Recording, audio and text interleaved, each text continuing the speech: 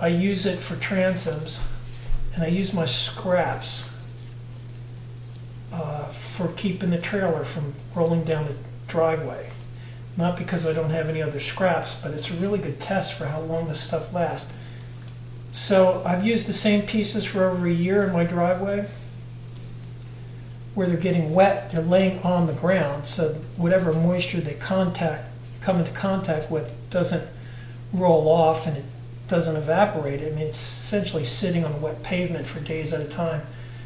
It's every bit as strong as the day I put it out there. So it's a good material to use.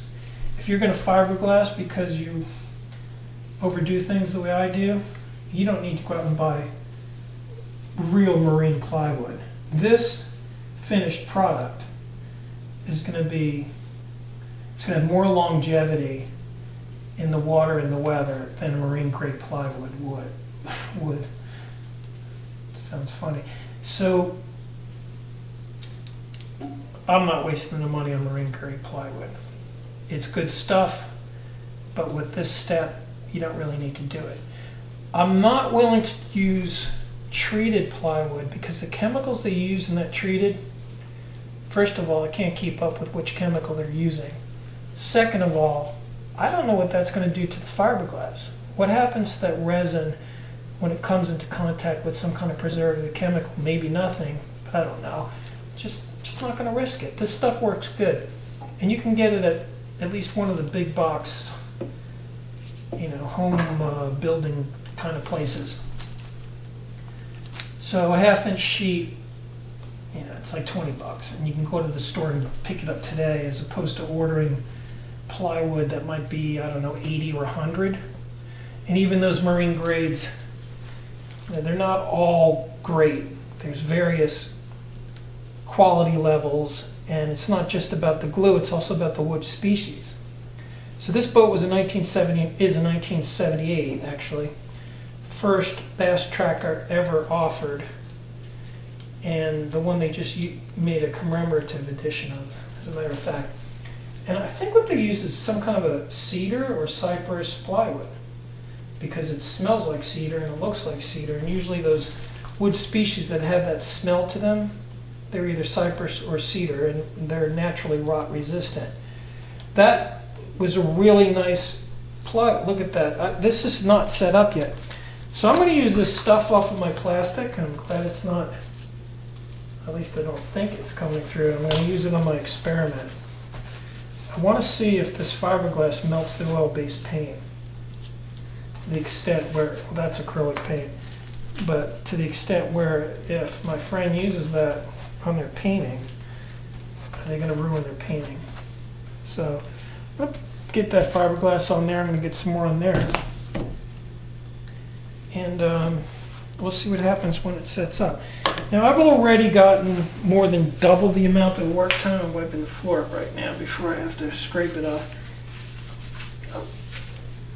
It's starting to set up a little bit quicker now, but I was already done when I worked in the 90-degree weather recently.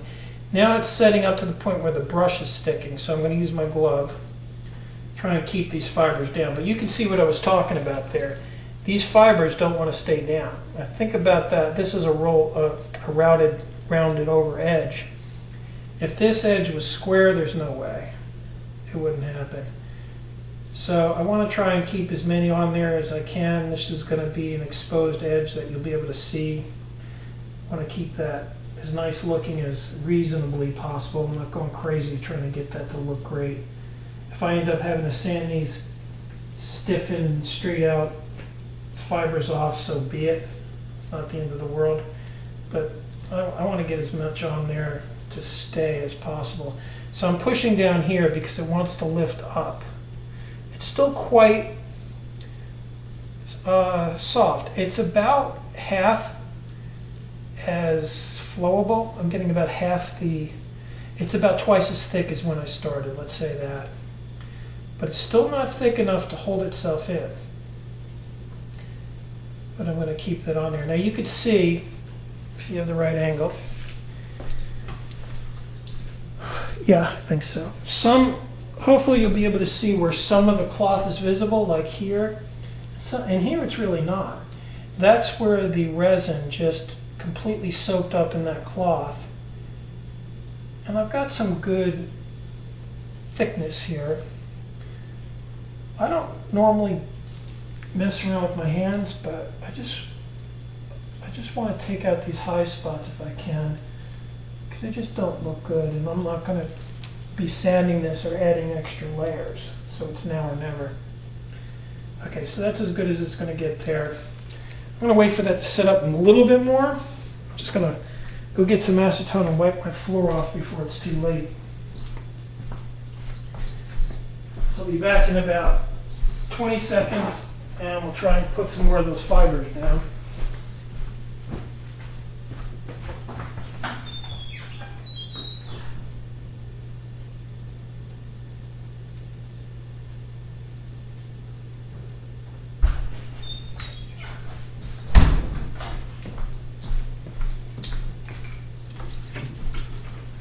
I already wiped it off the floor. I can't see what it was. I mean, I wiped off as much as I can get. Okay, there. Okay, so I'm on the tile floor. Not like it's carpet or anything. And I can feel where the resin dripped on the floor. It's kind of a sticky lump. I wiped it with acetone. I can't feel it anymore. I could never see it, so I'm assuming that that got it off. Acetone does work on uncured resin. See if we can. Now that I have acetone on my hands, I don't want to touch this because it'll stick until it evaporates off. I'm going to try and keep some of these fibers down. Won't have much more time to do this. I'm guessing 2 more minutes and it's going to be hard. I won't be able to effectually. Look at there. This is staying down, probably because I had enough resin to soak in the wood. It's thick enough that it's holding it, and here it's probably too thin to hold it. So let that be a lesson. If you keep it thick while you're trying to fold the cloth or wrap the cloth, probably going to have better luck. Seems so anyway. This thing's kind of getting in the way too. It's just the way the edges will unravel as you work them. I'm gonna make it worse every time I pull on that big thread.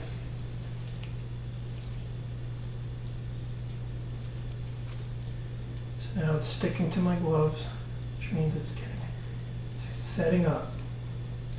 So now I can feel it set, not that I feel the material itself setting, but I can feel that it's stiffer on the cloth. I know it's setting up now. And it's kind of an exponential rate. Once it starts to cure, to set up, it's going to happen fast. So I've got maybe another minute. I already said that, I was lying the first time. You see, now it's starting to hold much better, because the resin is very close to being set. So as much as I can keep this up without making the work worse, the better off I'm going to be. You can see now those fibers are laying down much longer. It's because the resin's it's very sticky now. If I ran my hand across that top surface, I'd leave a big gouge in it because it would stick to my glove. So here we're getting there. Now if you think, why don't I just cut that thread off? Because if you pull on it with a razor blade, it's going to make it worse. If I try and cut it with my scissor, I'm going to get this fiberglass on my scissor. Don't really need to do that. So just going to let that stay like that. Try and keep this cloth in there. A few more times and maybe we're going to end up with a good edge. We'll end up with the best edge reasonably possible, and we just deal with it. If you were doing masterpiece,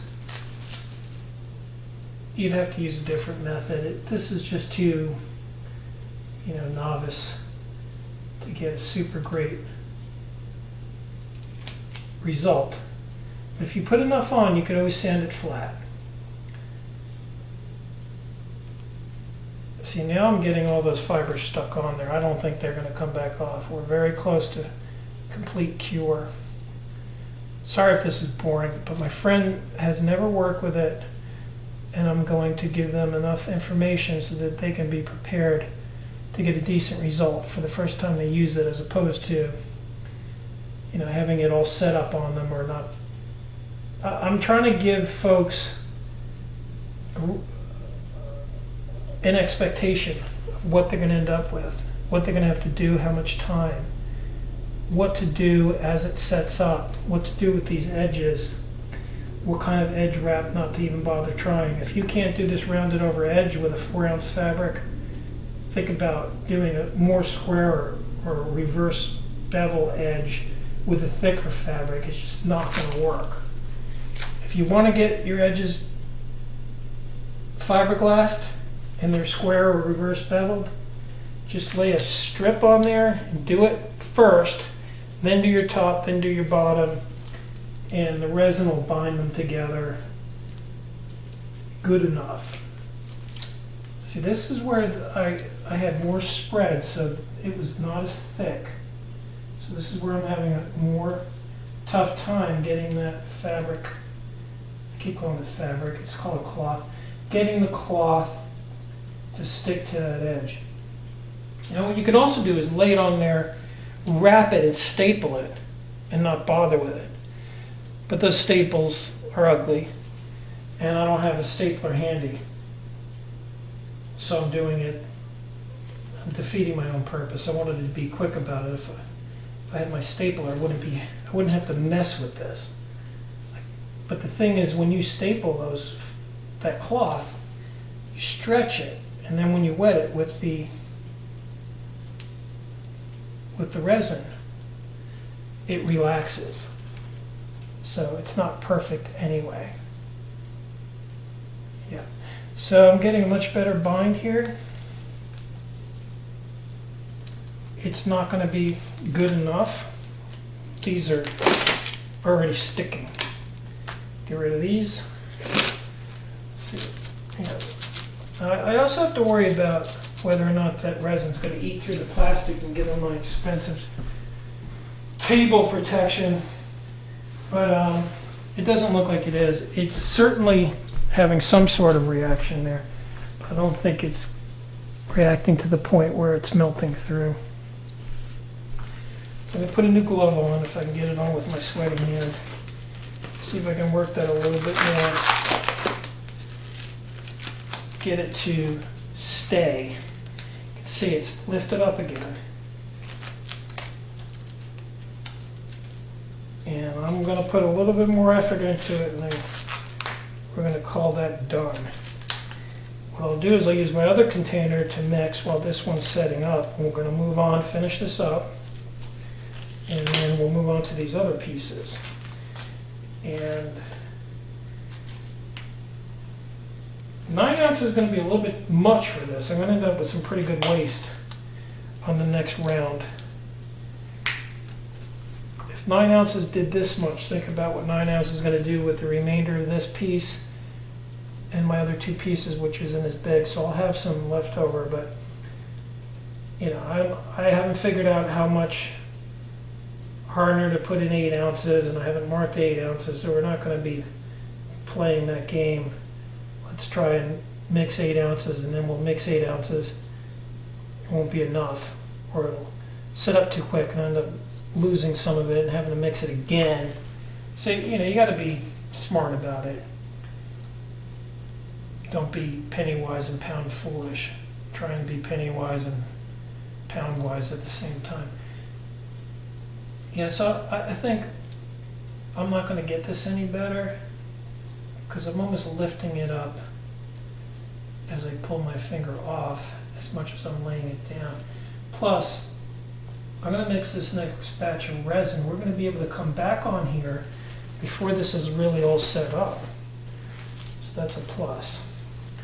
All right, time to mix up some more and move on. So I think maybe this is going to be a little bit redundant. I'm going to keep going if you get the point. Enjoy the rest of your day. If you want to see how the rest of this works, stay tuned. I know my friend's going to appreciate seeing all of it done.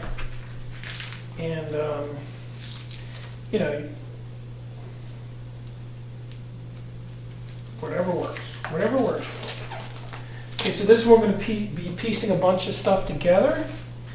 This one is,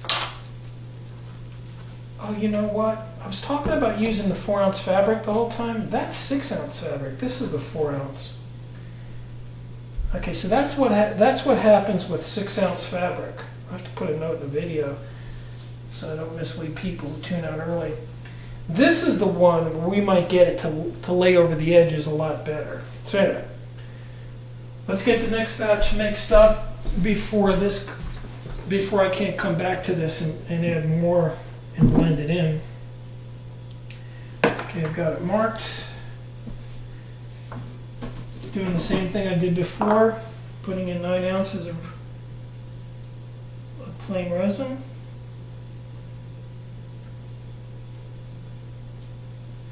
I'm going to go a little bit shy, very little bit. It's nearly 9 ounces. And the amount of hardener I put in there was just fine. If anything, I can put a little bit more in because I didn't, it's still not, it gave me plenty of work time, but I'm going to stick with the same thing because I ended up going on 3 pieces. I want more work time. I'm quite sure it's going to set up. I'm not going to end up with something that doesn't set up because I didn't put enough hardener in there. I just put a little bit extra in there by accident. So that's about the same, a little bit less than I had before. You don't want to waste too much of this because you end up with having to go out and buy some more hardener because you won't have enough for your gallon of, or for however much resin you have. Okay, so we're going to do the same thing.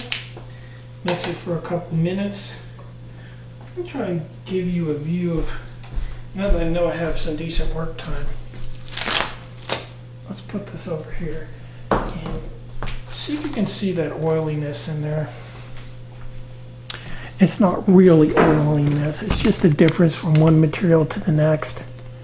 If you could see like a swirl, that's where, to me it looks like oil, but obviously it's not. That's where the resin is, excuse me, the hardener. So when you see that disappear, that's when you know you're starting to get a uniform mix. So I'm getting it essentially worked up in the batch. I see very little of that swirl right now, so now I'm going to start working the resin out of the recesses in this container. Really would be good for me to get a container that doesn't have recesses, but every time I do fiberglass, like the last time I did this, I'm not going to do it again for a while, I don't need to do that, and here I am doing more of it. So whatever, just be smarter than I am and you'll be fine. So I think I got most of it off. I'm going across the flat spot in the middle of the container, getting that resin worked up into the batch. Go around the edges, because if there's like a 1/4 inch of resin that didn't get worked in because it's residing around the edges of the container, that's going to end up with a, you know, not so good batch. Going back through the perimeter recess of the container and trying to get that material out of there into the main body here so that it can have some hardener to react with. And I think I got that about covered. I'm going to give it a little bit of more mixing. I think I have some time here. And that's about it. I'm about ready to finish this piece.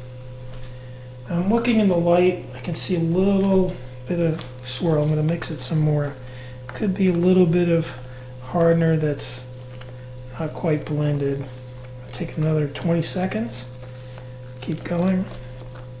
If I had the impression that this was going to start reacting, it reacts the second you put them together, but significantly reacting to where it's starting to gel, I would wing it and just go with it, but I think I have the extra 20 seconds, so that's done. You'd be smart to have some various kinds of supports for your work. I'm going to use a piece of my other work. Now, I don't want to dump too much on here because I don't need that much. I'm almost done with this piece.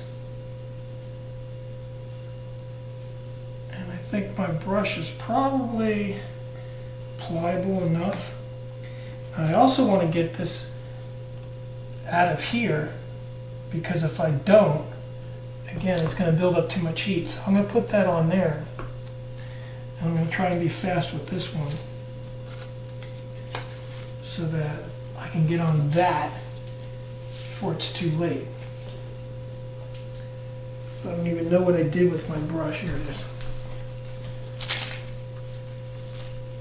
Right where I should have put it.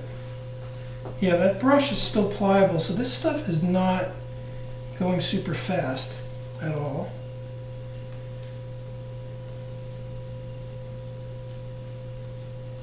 I thought it would have been well set by now. I guess my judgment is tainted from when it went off so fast I didn't get to use my whole batch. Yeah, it's still quite wet. I'm getting some good work time out of this. Maybe it's too good. Maybe it's going to take an hour to set up. I don't care. I want to get the fiberglass on tonight. I'll do the sanding tomorrow. Again, I'm using 50 grit sandpaper on a belt sander.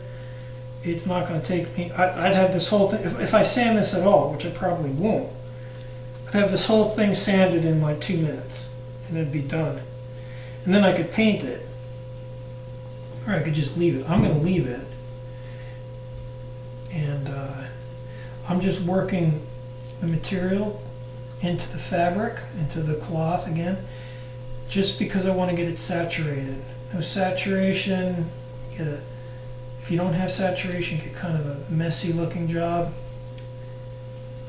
I'm going to pull some of this overlap off, let it sit on there. I'm going to move on to the next piece. Try getting that down. You can see the whole thing came up again, except for that area that got highly saturated in the beginning. Might take some of this and try and oversaturate that again. Yeah, that seemed to help. The most important thing is to get it on that rolled edge itself. At the very bottom, if I end up sanding these jagged parts off, I don't really care. And this part of the edge, I don't think I ever got any material on. So there it's going to be good and wet. I bet you we're going to get good heat, good layover here because it's so wet. Maybe not. That corner seems to want to do its own thing. We're ready to do this piece. So this is the piece that I think I'm going to get some really good layover on. You can see that the very center of it is essentially melted in. There's no sign of fabric there whatsoever. And that might be another advantage of using the thinner fabric.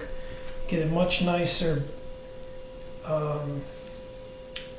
reaction with the resin to the extent where the cloth is disappearing. I'm probably going to end up where I've got some really good saturation. I'm probably going to end up with something that looks like a sealed piece of plywood. And that could be nice for certain applications. Won't matter for me. This piece is going to have an upholstered seat screwed onto the top of it. So it doesn't matter at all. So I'm not going to spend a whole lot of time on here. I want to get that batch on my next piece before it's too late. So I'm going to smooth this out. I don't need anything on here other than the very thinnest coat. You can see here what happens with the threads. They get kind of bunched up in the work. I only need the very thinnest coat just to protect the wood from moisture over many, many years. And you can see how much it stretched itself out. Oh, for Christ's sake, I'm not showing a blank table the whole time. Damn it. All right, so whatever.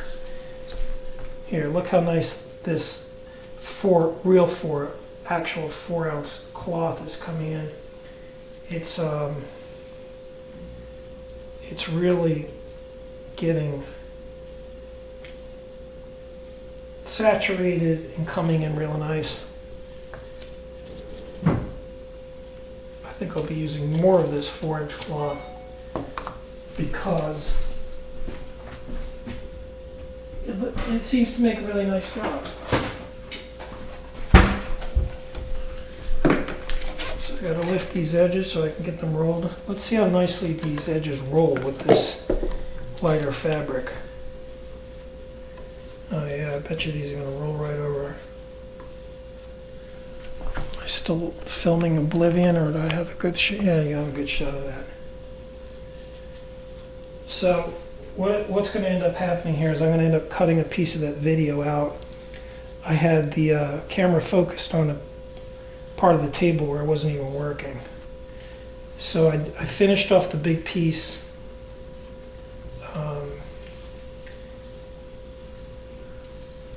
Not sure if if the cutout part of the video talked about the fact that as I'm talking about 4 ounce material, I was actually using a 6 ounce on that bigger piece there.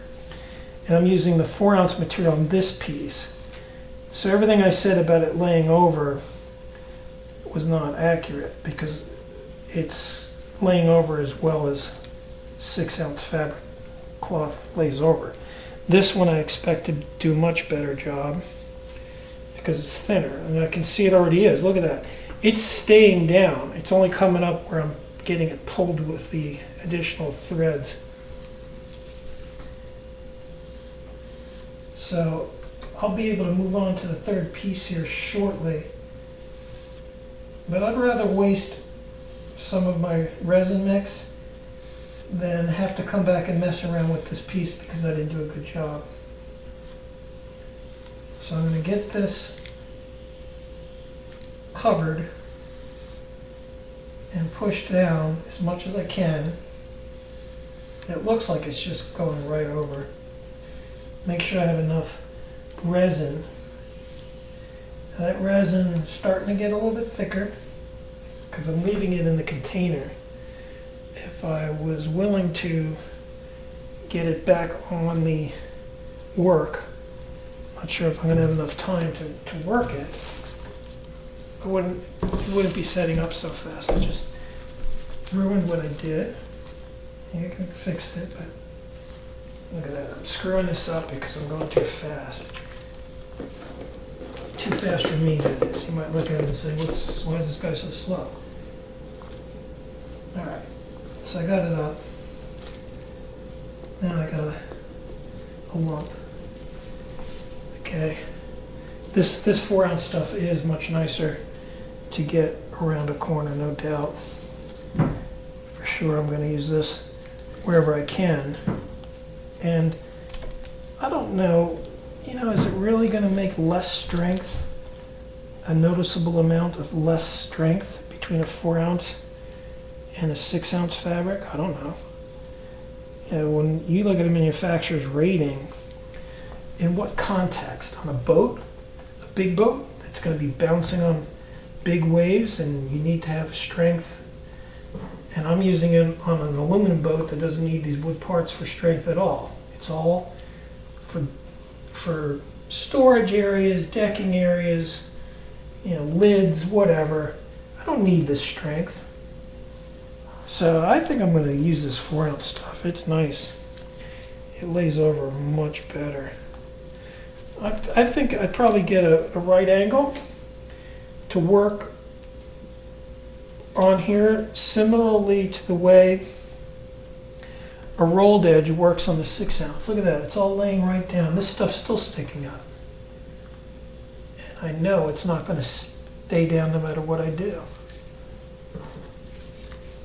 But I keep trying to do a better job every time I do something and end up learning along the way. Might stumble across some method that helps me on the next one. If you don't try and do your job better, you just end up with the same crappy work all the time. All right, that's laid over. That's done. I see a little bit of cloth texture there, but I don't care. It's not what I'm after. So the rest of this goes on here. And if I have enough to do this, I'll be lucky. Now we're on the 6-ounce fabric again. I'm doing that because I want extra strength. I took a part of the boat that was 3/4 and I'm using 1/2 inch. I think it's perfectly fine, but you got to consider warpage, bending. It's not just about the strength, it's also about maintaining its shape. Obviously thin wood doesn't maintain its shape over time the way thick wood does, right? This is the back side. Doesn't have to be pretty, no one's ever going to see it unless you lift the lid up and look, but I don't care. It's under a lot less weather stress. It will not be directly open to the elements. It does cover a live well, meaning a container of water, so it will have some moisture in the microenvironment, you know, the area that it covers it. There's a level of moisture there, but really it's not a big deal. And I've already had this in use. It's plenty strong. I do think it was starting to warp a bit. I ended up taking it off and leaving it in my garage with a car battery on it to try and get it to lay back flat. I think it is flat at this point. But the good news is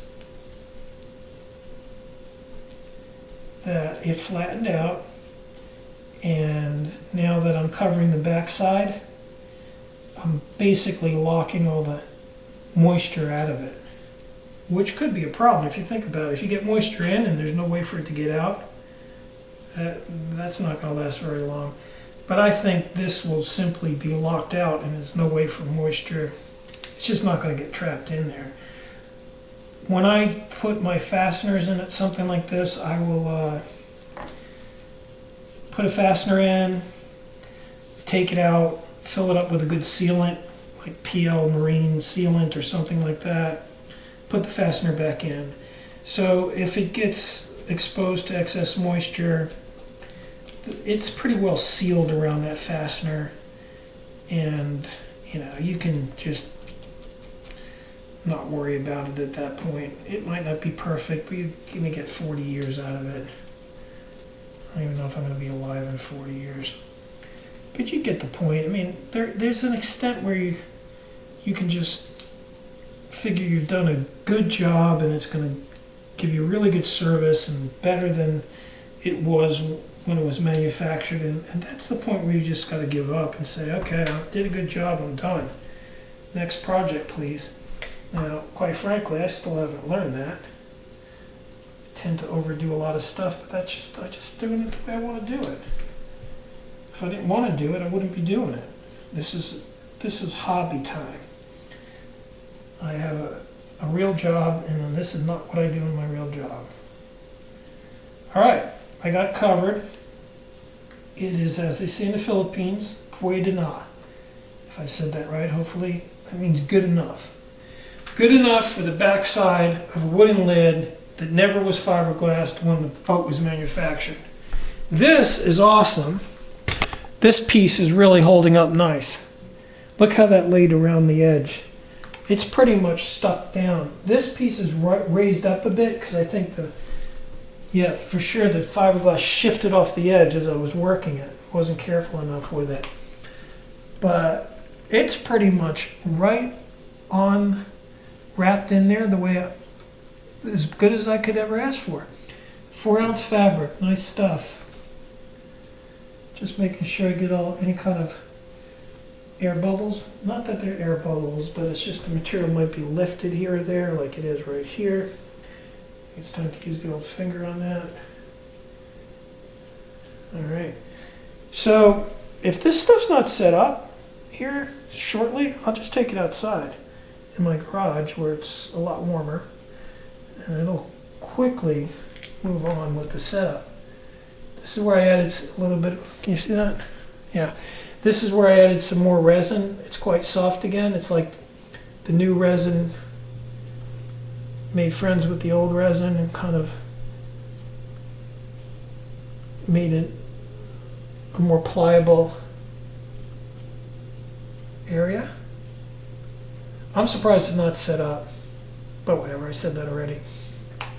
I shouldn't have added that because all I did was loosen it up again. I'm just never going to get this laying down on here without, wasting a lot of time messing around with it. Okay, so that's as much as I'm going to get on here, I think. A little bit light right there. Don't care. I'm going to go take my experiment here and get whatever I have on this brush on this paint. Because you probably can't see what I'm doing. Not that anybody's going to be interested in this other than my buddy. But what I'm doing right now is getting some fiberglass on this paint. Canvas painting. I want to see what happens. Does it eat the paint and loosen it? What happens? What does it look like when it dries? Will it be hard? I get some more on this backside. Again, normally I want to leave this bit of excess in here so that it's easier to get off my container. But I'm certainly not mixing another batch up to do this experiment. That ain't going to happen. All right. So this is painter's canvas. This has got that, I forget what they call it, some kind of coating on it. This is the bare canvas. Let's see how this ends up. Do I end up with a stiff fabric? It doesn't look like it's reacting with the paint at all. It's not loosening the paint. We'll see. If anyone's interested, hopefully I'll have the result at the end of this video. I think I'm going to turn the video off. And it would have been nice to do the other sides. Have this set up, flip it, keep going. But this isn't, I can see this is not going to set up quickly enough to do that. So I'm probably going to move this outside, get it set up, come back in maybe an hour and do the rest of it. And if I have time to splice videos, I'll show you guys what happened with this experimental painter's canvas. Not that anybody except for one person is going to care, but whatever, we'll see. So give this a couple more